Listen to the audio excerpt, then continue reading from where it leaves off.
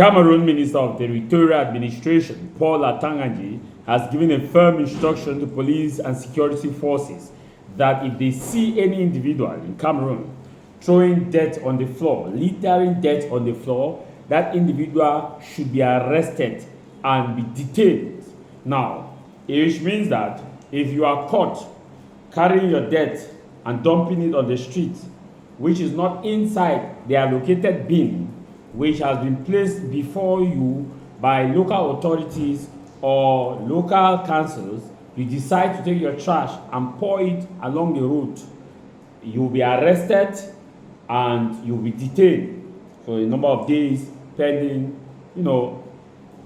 some other legal issues, if at all there will be one.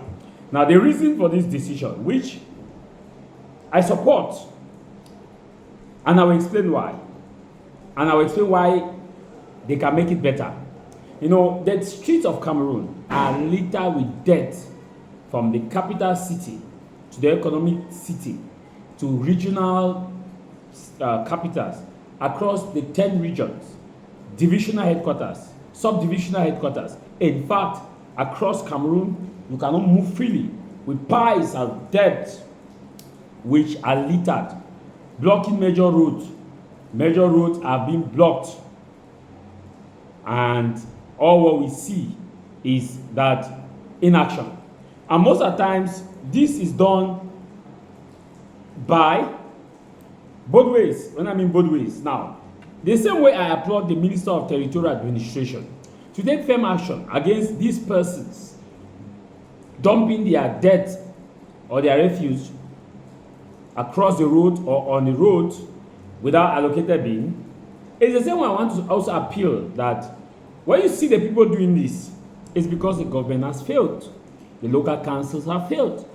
Now, why supporting this move, I also want to enjoin, I also want to appeal to Minister Paul Atanganji to put pressure on local councils, put pressure on the hygiene and sanitation company to allocate bins and quickly get rid of bins when they are full and replace them.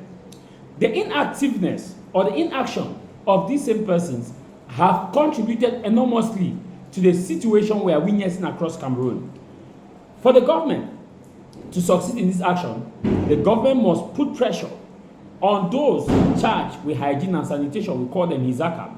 The government must also put pressure on the local councils. The local councils need to do more. The mayors of the local councils need to do more. Cameroon is fast becoming a major hub where dirt are littered everywhere. So why we applaud, or I applaud this move, and I also want to appeal that for you to carry out the effective measures, for this thing to effectively stop, for this thing to come to an end, there must be an action which must be carried out, and that action must put pressure on the hygiene and sanitation companies, because without them taking their responsibility, it means you arrest the entire Cameroon. It means you have to build more jails, because the people who come to deposit their refuge, most of the times they are not garbage, and sometimes it takes 2 to 3 weeks for the hygiene and sanitation company to pass in a major quarter to collect garbage. It takes 2 to 3 weeks, and the people cannot have all this garbage across in their houses. What happens? In the day, you arrest them, but what happens during the night? Which means you are going to recruit more police officers, thousands of police officers per square meter, because this issue amounts from the fact that the hygiene and sanitation companies in some quarters will make 2 weeks, 3 weeks, to a certain level 1 month, and sometimes it will even stay before they even passes in that area. So if you look at this, you can now, in all fairness and honesty, say that if we must arrest these people, we should also encourage and put pressure on the hygiene and sanitation company to do more. Why not even giving it back to the councils to manage? Because if the council manages, the council should be responsible. Now, arresting these persons, is it the right thing to do? Yes, because in some instances, some people go and see the bin, deliberately drop it down. So it's a two-way street for this to effectively succeed. Pressure is on the people, pressure is on the hygiene and sanitation company. This will help reduce the situation. And also, we must cultivate a culture of waste segregation. One of the problems we have in this issue is because we don't have waste segregation. In fact, we are going to have a major problem in landfill, because when they collect this garbage, they don't segregate it. They just go and dump it in somewhere, and after some time, that land will be useless. But what if they segregate from the degradable and the non-degradable? Once it's segregated, we will have waste segregation. It will enable that the landmine, when it's collected, is not landfill, it's also used as an alternative source of manure and fertilizers, as other countries do. So our system of arresting these people, I see, Minister Paul Atanganji, this decision you have taken is a good one.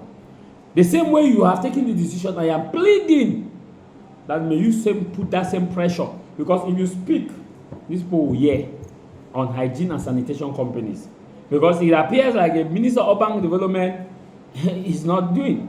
It appears the hygiene and sanitation companies have not just failing, massively failing. Some of them don't even have trash. They don't have the trash can. So where would they put it? Where? And this is how it will happen. Most of them will use the night. This is how it will happen. Because how do you explain the fact that you pass in a quarter during the day? It's fine. Early in the morning, as you are passing, you will see piles of trash. Were there devils that came and deposited those trash in the night? And sometimes when rain is falling, you pass in the morning, you see dirt and rain has washed, because people just bring it and dump it on the running water.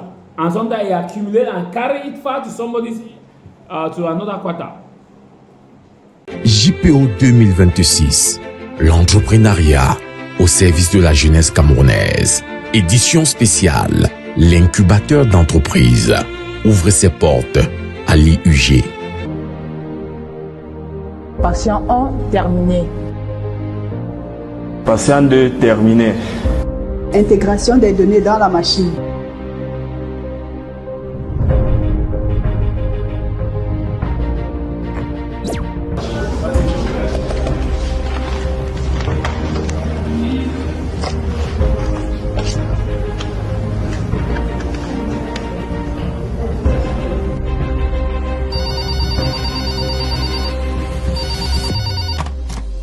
Allô, ici Ista. Allô Ista, ici le laboratoire. La machine s'est arrêtée là, je ne comprends pas quel est le problème. Ok, on arrive. Regarde.